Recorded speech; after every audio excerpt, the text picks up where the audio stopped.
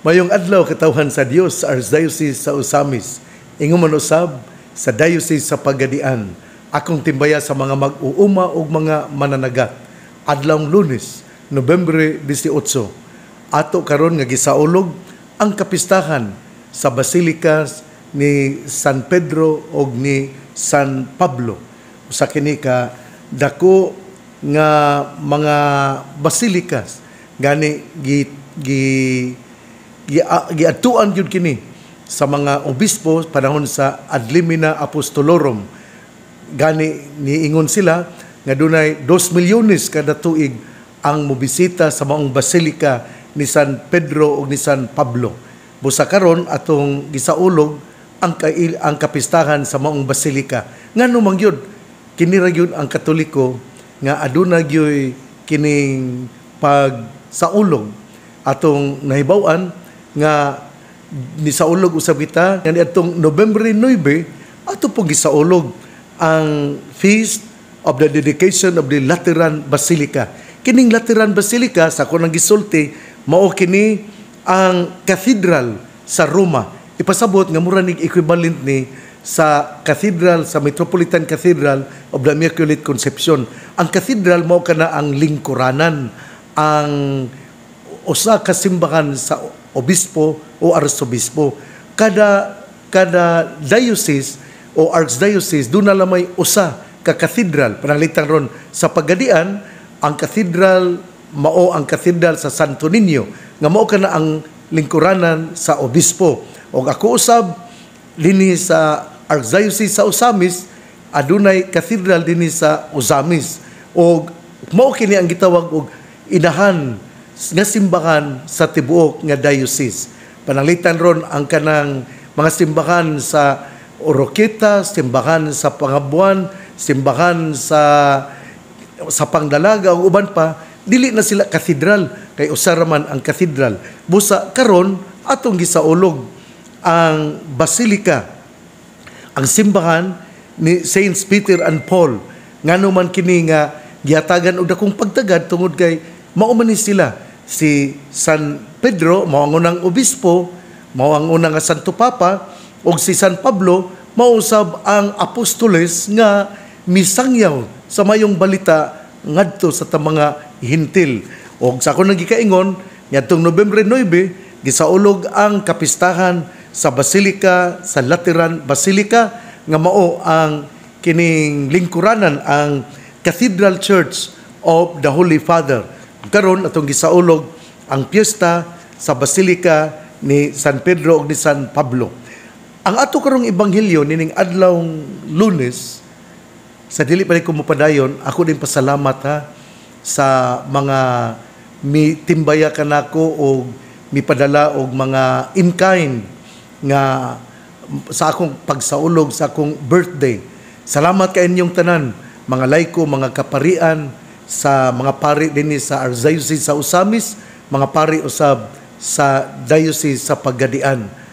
Ang ako lang yung pasalamatan ang ato nga gobernador, si Attorney Henry Suaminal, nga mitambong gayod, miari gayod kanako sa gabi sa Nobyembre 11, unya ingon man usab si Vice Governor Rowena Gutierrez o sa tanan nga mga board members nga miari usab. Musa salamat kaayo, labi na gyud sa mga kaparian, dili na ko isulti ang tanan tungod kay kun akong isulti dunay niya ko'y makalimtan.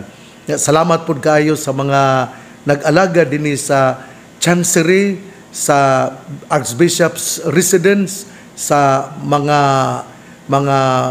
mitabang sa pagpahigayon alang sa kasaulugan. Ako pong pasalamat sa mga mianhi gyud dinhi. Salamat yun kaayo, salamat. Di lang nako tagsa-tagsaon, usbon ko, pero ako yun kamong gipasalamatan. Gani, ako mong yun kamong gihalad sa ako nga misa, akong gipasalamatan o gihalad ang tanan nga mitimbaya, mihatag og mga in-kind o mga unsa pa na dinha, basta salamat kaayo. Ako ding timbaya, usa ka kanang panghinaot sa padayon nga pagpangalagad atol sa Presbyteral Ordination Anniversary ni Reverendo Padre Celestino Dodong Palma nga naordinahan ni atong Nobyembre 19, 2003. Ika-22, ika-21 na niya katuig nga pagka-pari. Usa nga to ni Father Celestino Dodong Palma, happy anniversary ugma Nobyembre 19. Padayon sa imong pagkabuutan nga pari. Ang ato karong ebanghelyo atong kutloon sumala sa ebanghelyo ni San Lucas. Sa nagkaduol na si Jesus sa Jericho, may usa ka buta nga naglingkod ug nagpakilimos diha sa daplin sa dalan. Sa pagkadungog niya sa paglabay sa panon sa mga tao, nangutana siya, unsa ba kini? Si Jesus nga taga Nazaret milabay, mingon sila kaniya. Unya misinggit siya, Jesus, kaliwat ni David, kaluy intawon ako. Tungod niini, gikasab-an siya sa mga tao nga naguna o gipahilom siya. Apan, mikusog hinuon siya pagsinggit, kaliwat ni David, kaluy intawon ako. Busa, mihunong si Jesus og misugo nga ang buta dadon ngadto kaniya. Sa nahiduol na siya, nangutana si Jesus kaniya, unsa may buot mong buhaton ko alang kanimo? Mitubag siya, Sir, gusto unta ako nga makakita pag-usab. O giingnan siya ni Jesus, makakita ka, ang imong pagtuo mo'y nakaayo kanimo. Ug diha nakakita siya og misunod kang Jesus ug nagpasalamat sa Dios. Sa pagkakita niini sa mga tao, midayeg silang tanan sa Dios. Ebanghelyo sa tong Ginoo, daygon ikaw o Kristo. Pangigsuon, nindot kaayo nga tong ebanghelyo karon. Kay kini gahisgot man bahin sa pag-ayo ni Jesus sa taong buta. Pero una sa tanan, ato sa nga hinumduman nga sa miaging Domingo, ang ika-33 nga Domingo kagahapon, ika-33 nga Domingo sa ordinaryo nga kalendaryo sa simbahan, gidedicate kato kung gilusad, gihatagan kini og kining World Day of the Poor. Sa to pa ang Domingo kagahapon gitawag og World Day of the Poor.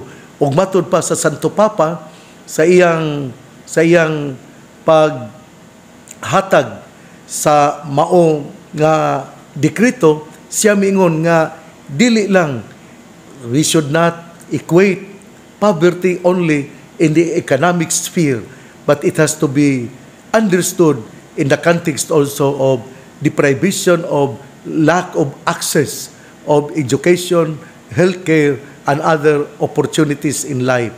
Mao kini ang gihisgutan bahin sa World Day of the Poor nga gilusad sa Santo Papa niadtong Nobyembre 20, 2016 o karon mao nang ikawalo nga kasaulugan sa World Day of the Poor.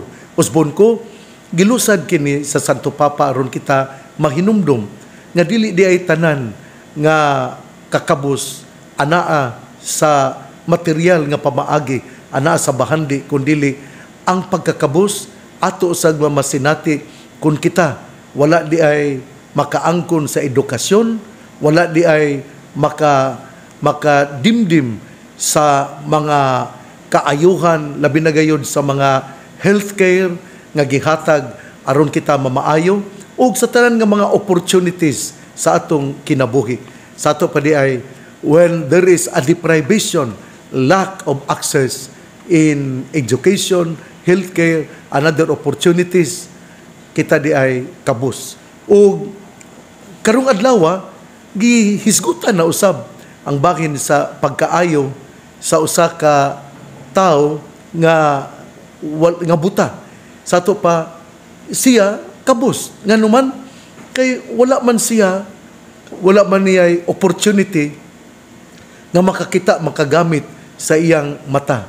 Apan giayo kini ni Jesus aron buot niya nga isulti nga importante gyud kaayo nga atong tabangan ang mga tao nga nagkalisod-lisod.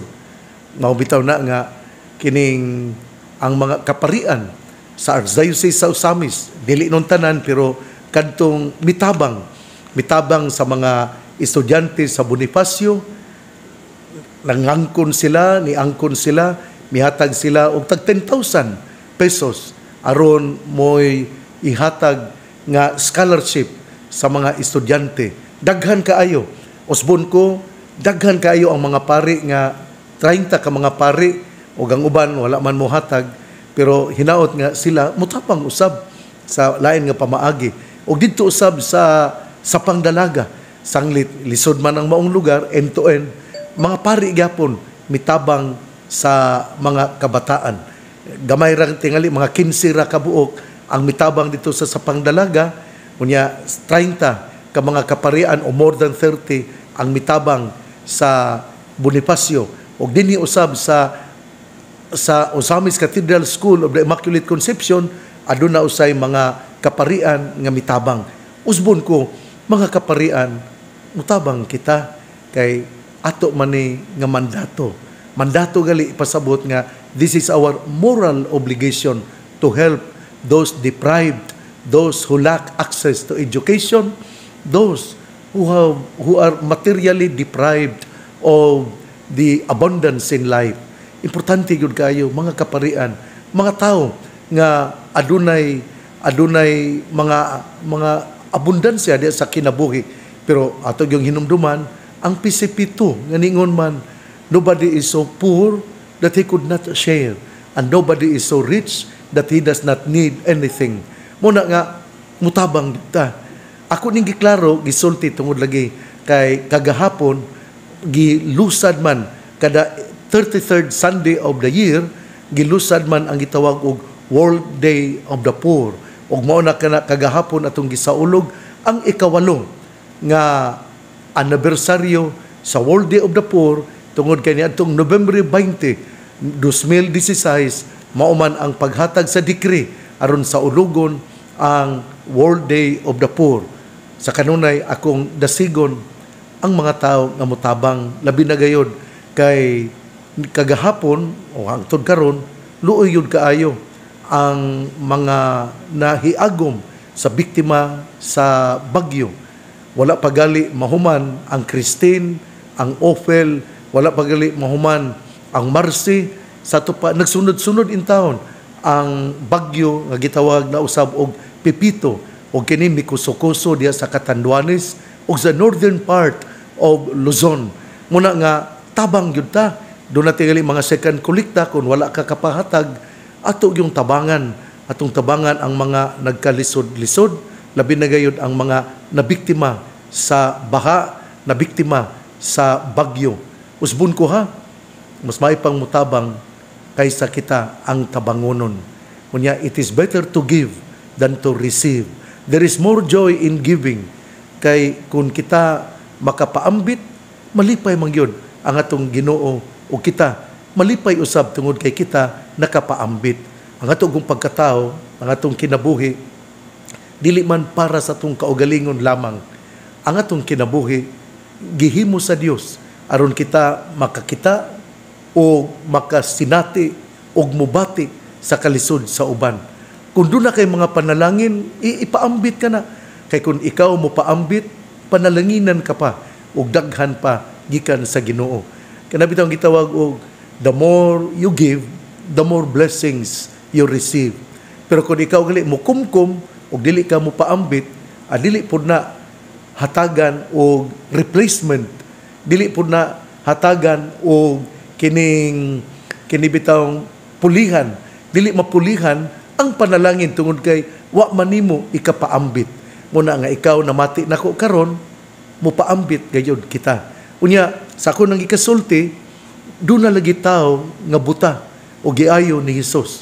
Sa ako nang gikaingon, siya gihikawan sa maayong pagtanaw, maayo nga kining pagkakita. Tungod lagi kay siya kabusman, gitabangan sa tong Ginoo.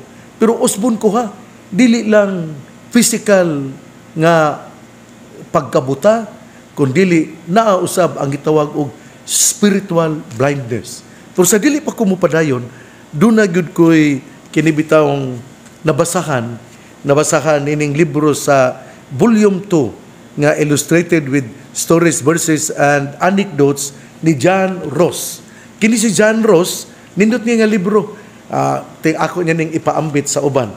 Kining naghisgot siya sa usa ka kining painter, usa ka artist nga si Nicolas Poussin. Niadtong nga natawo niadtong 1595 hangtod sa tuig nga 1665. He was a famous 17th century French artist. Unya, iyang gidibuho ang usa ka painting nga mao si Bartimeus nga gisgutan pud na sa usa sa mga ebanghelyo. Nga katong ebanghelyo karon walay ngalan nga gihisgutan. Ngano man ni nga wala may pangalan, pero sa uban nga mga ebanghelyo doon na may pangalan. Tungod kay ang atong ebanghelyo karon, buot mo palanog nga kitang bisag kinsa nga tao mao ang gisimbolo nining tao karon nga wala hinganli kay siya buta physically, pero doon na po yung mga tao nga spiritually blind. Tingali dili mo tabang sa isig katao, dili tingali mo bati sa mga kalisod, tingali wala siya'y pagpakabana, ug mao ka na ang gitawag og a person who is spiritually blind. Mubalik kita ni Nicolas Poussin. Sa ako nang gikaingon, gahimo siya og dibuho, painting siya sa larawan ni Bartimeus. Unya, siyang paghimo, dunay remarkable thing about his painting. Tungod kay iya mang gidibuho si Jesus. Unya, sa mga tao usab nga mialirong kang Jesus. Unya, dunay hagdanan nga gigimo niya og didto nahabilin ang usa ka sungkod. Og gipangutan na siya nganuman nga kining kakangkinsa maning sungkod. Ug mingon siya, kining maong sungkod ang tag-iya niini mao ang buta. Tungod kay siya gitawag sa atong Ginoo, iyang gibilin ang maong sungkod kay siya adunay dako nga pagtuo, lawom nga paglaom nga siya mamaayo gayud. Ug diha sanglit iya mang gibilin ang iyang sungkod naayo gayud si Bartimeus. Nindot kayo nino kanang nindot kayo ang iyang gihimo nga dibuho. Si Jesus anaa diha unya alirungan usab sa mga tao, unya dunay hagdanan nga padulong ngadto kang Jesus, din siya nahimutang, unya duna pod ang sungkod. Unya nahibulong ang mga tao nga nagtan-aw sa maong dibuho ug nangutana sila, kinsa ba ni ngano man duna may sungkod? Ug siya miingon, kang Bartimeus kini. O sa tanan nga buta nga dunay pagtuog paglaom nga sila mamaayo. Ilang gibilin ang ilang sungkod kay sila mituo man nga sila mamaayo gayon. What a beautiful expression of faith. What a beautiful expression of hope. What a beautiful expression of reality that only in Jesus we can receive healing. Ug mao kini ang gisgutan karon dinhi sa atong ebanghelyo. Ang ebanghelyo naghisgot lagi sa usa ka buta ug sa diyang nakadungog ang maong buta. Wala siya hinganli ha, tungod kay buot ipalanog ni San Lucas nga kada usa ka nato usahay mamahimo kitang buta. Physically, usahay pod spiritually. Usa ka tawo nga buta nga dili makakita, pero mas grabe gyud ang tawo nga nabuta spiritually tungod kay wala man siya'y pagpakabana sa mga kalisod, sa mga pag-antos, sa mga gisakit sa mga tao nga wala makaangkon o mga material nga mga bahandi. O atong nainumduman nga si San Lucas nini sa Lucas 18 versikulo 35 hangtod sa 43 gahisgot og buta nga misyagit og miingon, Jesus, kaliwat ni David, kaluy iintawon ako. Una sa tanan, ang maong buta mipalanog nga miila nga si Jesus mao ang Mesiyas. Sa gihapon niya namang gud ta sa end time. Kada bang hapit na manggod mahuman ang kalendaryo sa simbahan sa ordinary time o karong Domingo mao na ang katapusang Domingo, pero atong sa ulugon ang Kristo Rey o sa katapusan nga mga Domingo sa ato nga kalendaryo nga simbahan sa Roman Catholic Church atong gisaulog ang mga katapusan sa kalibutan. Ug dinhi ang buta miingon, Jesus kaliwat ni David, kaluy intawon ako, kaliwat ni David. Sa ato pa di ay iyang gimantala nga si Jesus usa ka Mesiyas, nga si Jesus mao ang mupauli sa mga butang nga wala mahibutang dina sa ilang maayo nga pagkabutang. Gipaklaro po dinhi nga ang atong Ginoo Mesiyas, apan dili siya political Messiah. Tungod kay iyang pagka-Mesiyas, mauman ang paghari sa espiritual nga kinabuhi, diin anaa ang pagsinabtanay, anaa ang pagpinasayloay, anaa ang paghinigugmaay. Mauman bitaw nga ang gingharian sa Dios dili di ay nato maingon nga tuara dito, tuara diri. Ang gingharian sa Dios ania sulod sa atong kasing-kasing. Og ang katapusan sa kalibutan walay nakahibalo niini kanusa, bisan gali ang mga anghel, bisan gani ang anak sa tao. Apan ang nakahibalo niini mao ra gayud ang Amahan. Sa katapusan sa kalibutan ang atong Ginoo mubalik, dili na isip manluluwas, kundi mubalik siya aron kita hukman sa ato nga mga kasaypanan, sa atong pagkatao. Nahinomdom po usa ka istorya, dunay usa ka tawo nga hapit na malumos, misyagit siya o nagpakiluoy, may patabang. Unya diha adunay tawo nga miambak o miluwas niya. Miabot ang dugay nga panahon o kining ang maong tawo nga giluwas usa ka gayon ni ana nangawat. Unya sa diha nga nangawat siya, nadakpan siya o gikuan siya, gidala ngadto sa korte. Unya iyang nakita nga ang maong nga huwis nga milingkod sa lingkuranan mao ang tawo nga miluwas kaniya, busan nalipay siya. Kay ningon sa siyang kaugalingon, dili ko ani hatagan og silot, pero sa diha nga gisulti sa huwis ang iya nga silot, siya miingon, ikaw man tong miluwas nako, nganong karon dili man ko nimo luwason. Og ang huwis miingon, at that time I was your savior, but this time I am your judge. Sa to pa di ay niadtong panahon na nga siya gitabangan usa siya ka manluluwas, pero niining yugtoa siya usa ka huwis nga mohukom unsay angayng buhaton. Igsuon ato gyung hinumduman nga ang atong ebanghelyo, ang buta nakaila kinsa si Jesus nga usa ka Mesiyas, apan sa iyang pagka-Mesiyas dili siya mobalik aron kita luwason, kundi aron kita hukman. Kay ang iyang pagluwas, iya namang gihatag o gihimo sa diyang iyang giduphan ang tibuok kalibutan didto sa Golgotha, diin siya nagpakamatay. Pero ato kini nga sublion ang pagka maayo nga tao. Gani ginaingon man nga kung kita mohimo og maayong butang, daw we are investing eternity. Og kung kita mohimo og mga maayo nga butang, maayo nga kabubuton, kini naghatag kini kanato sa ugma nga mao ang langit. Mao na nga magtinarong gyud ta sa atong kinabuhi.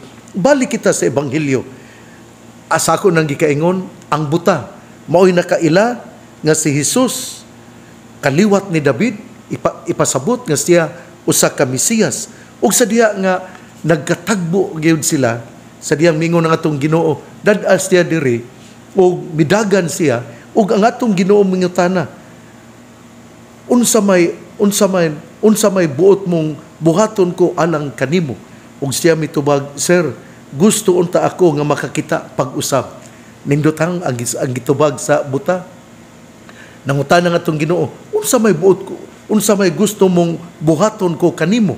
Ug ang buta mingon, sir, gusto ako nga makakita pag-usab. Sa to pa di ay dili din siya buta sa iyang pagkatao, kundili nabuta siya maybe in the process.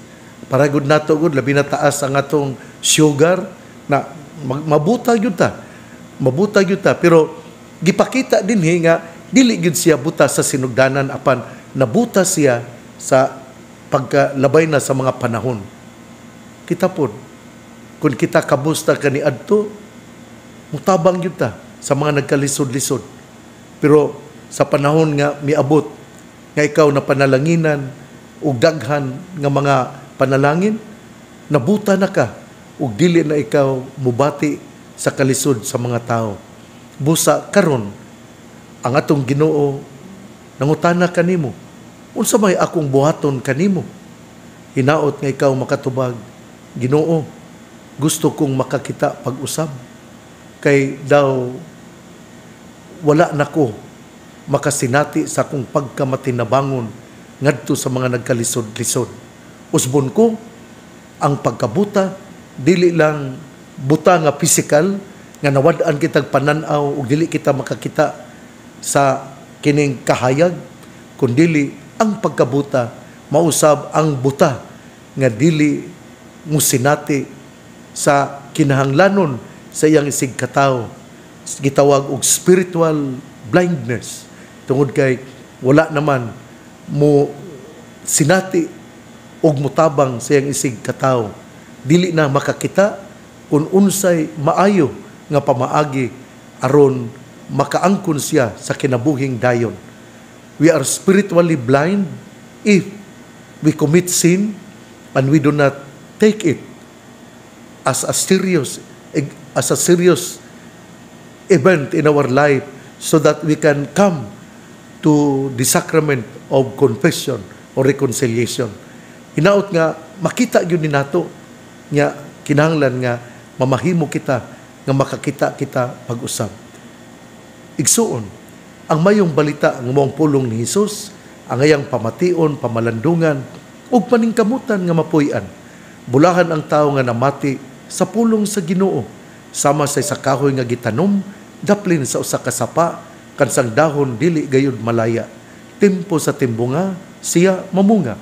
Igsuon, ugma na usab. Ako din pasalamat ni kining sa nagpadala og bugas. Ako din pasalamat sa mga kaparian usab sa kining Diocese of Pagadian. Ako salamat gyud sa mga kaparian og madre sa Archdiocese sa Ozamis. O ako pong pasalamat ni Arwin Villa Gomez nga mipadala og tunga sa sako nga kining 25 kilos nga bugas. Ingon man usab nga to ni Cynthia Malien nga mipadala og mga mangga. Ngadto usab ni Jane Agonod Pardillo nga mipadala og mga kamote og ingon man usab saging. Ngadto usab sa lola ni Lowe Rodinas nga mipadala og kining kamuting balanghoy. Busa salamat kaayo. Salamat usab ni Boy og Tiling Gonzales.